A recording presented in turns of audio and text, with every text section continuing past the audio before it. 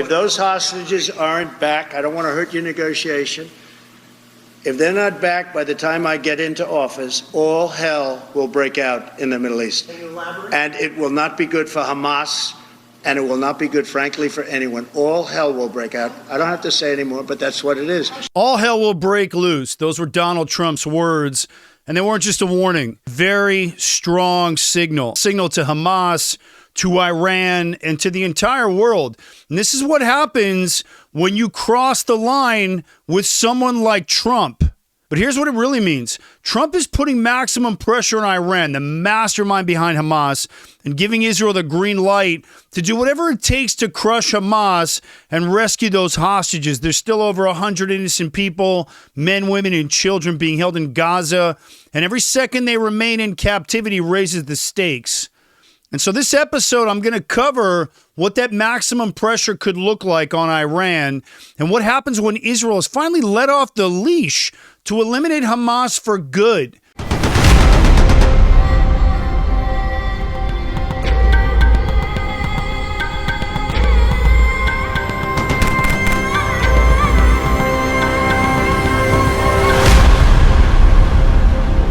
So when Trump talks about maximum pressure, he's talking about hitting Iran, in my opinion, and where it hurts most, economically, militarily, and politically. I want to start first with Iran's economy.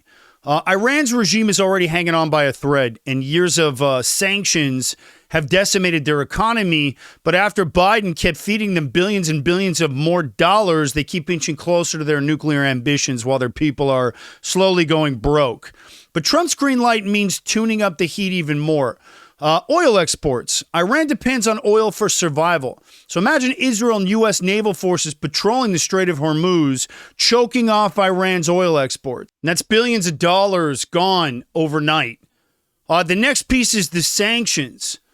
Every Iranian bank, shipping company, and business tied to Hamas gets frozen out of the global system. Money for weapons and terror completely dried up. And finally, cyber attacks.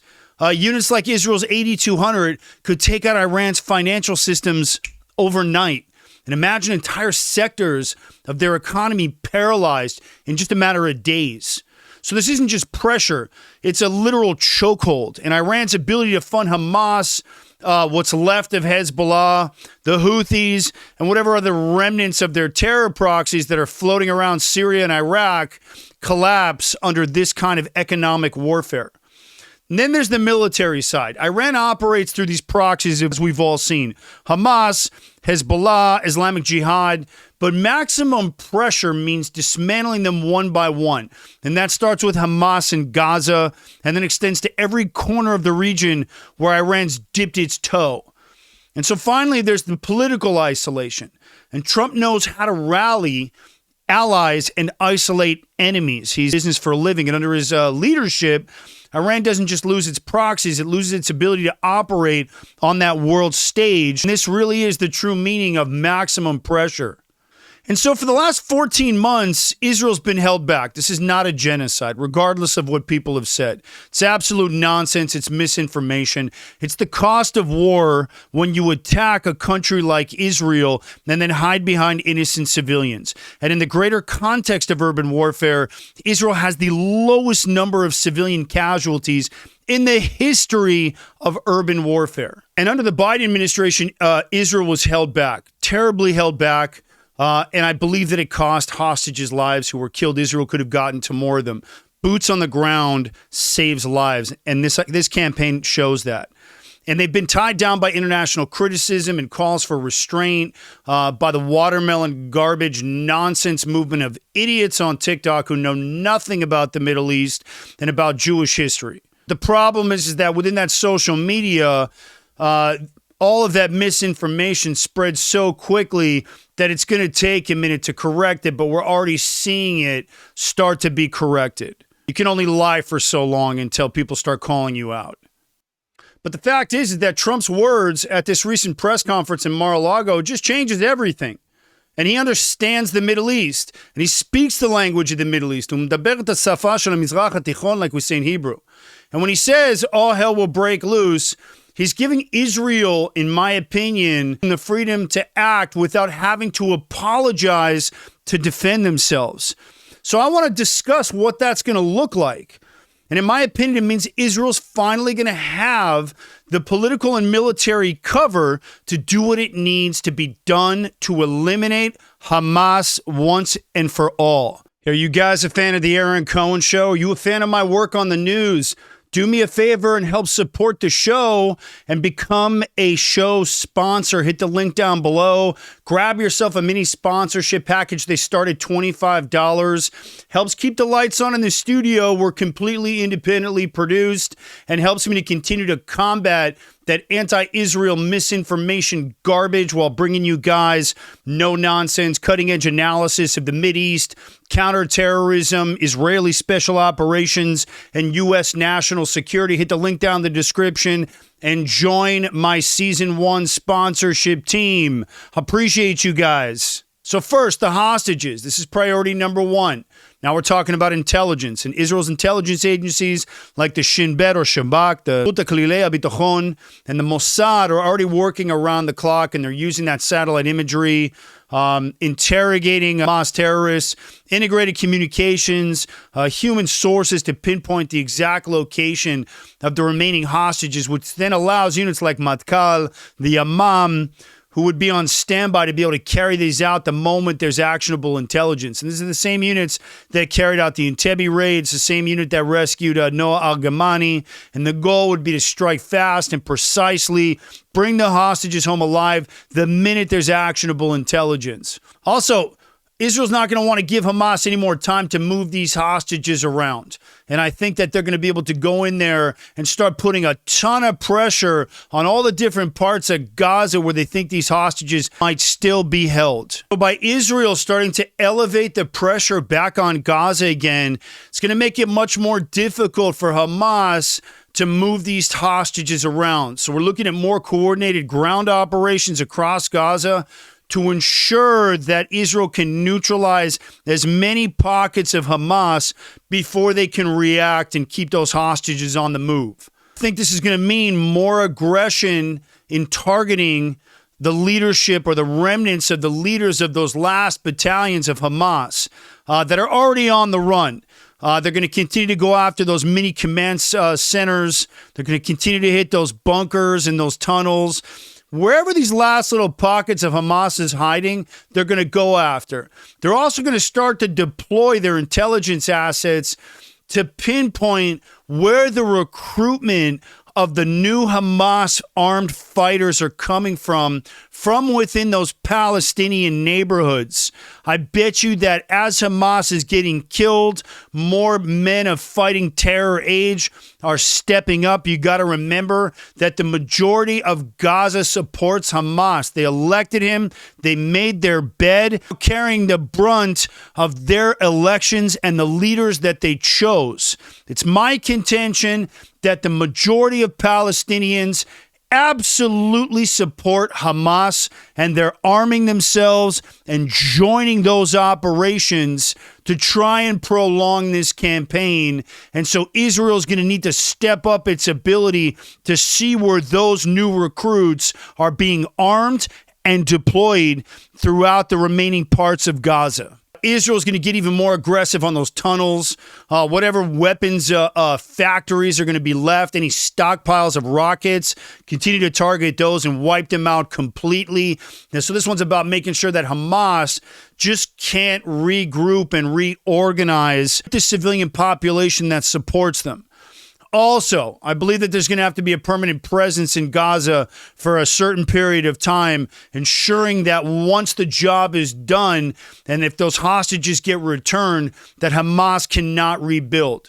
So Trump's green light isn't just about eliminating the threat. It's going to be about ensuring that those future threats can emerge.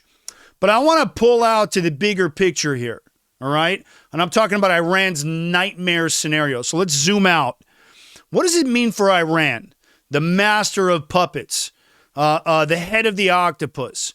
If Hamas falls, Iran loses most visible and effective proxy. But it doesn't stop there. Trump and Israel are sending a message. Iran's days of hiding behind proxies are done. Here's what happens next. Iran's most powerful proxy, Hezbollah, which has practically been eliminated, can't rebuild. And whatever remaining stockpiles of weapons are out there in Lebanon and in Syria, all of that gets cut off. All of that gets picked up, collected, and destroyed. Syria and Iraq, the Iranian supply routes running through Syria and Iraq will be targeted aggressively. And convoys carrying those weapons, resources to whatever remnants of Hamas are still left in Gaza, and whatever pieces of Hamas are left get destroyed. And this next one's a big one. I want to talk about Iran's nuclear program. If Iran thinks this crisis will distract Israel from its nuclear ambitions, they're wrong. Precision strikes and cyber attacks will be targeted at those nuclear facilities in Natanz and Fordow without a doubt. They will be a main priority target, in my opinion, the day that Trump steps in. And so Trump's support gives Israel the freedom to expand beyond Gaza much more aggressively and start to reshape the entire region. And so Iran's strategy is using terror as leverage is going to collapse under that pressure, but it's going to take time. And I think this is going to be about reshaping the entire Middle East. Israel and the U.S. need to scare all of Iran's proxies and any other country that stands with Hamas and these terror organizations, scare them into a corner. It's the only language the neighborhood understands. We're looking at a major turning point here, in my opinion, in the Middle East.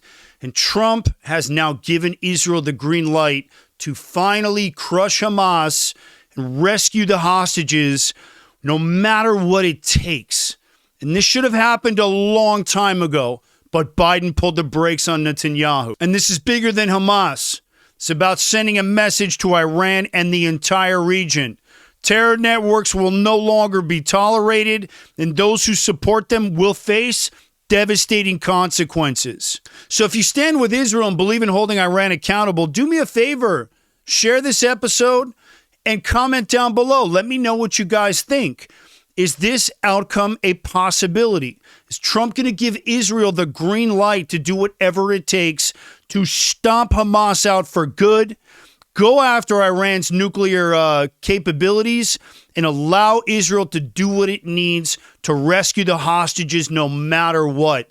Let me know what you guys think down in the comments. I read them, and I appreciate you guys jumping in and keeping the conversation going. I'm going to come back to this as it continues to develop, so I will keep an eye on it. I want to thank you guys for watching this one. And as we always say here, stay safe, stay vigilant, stay informed.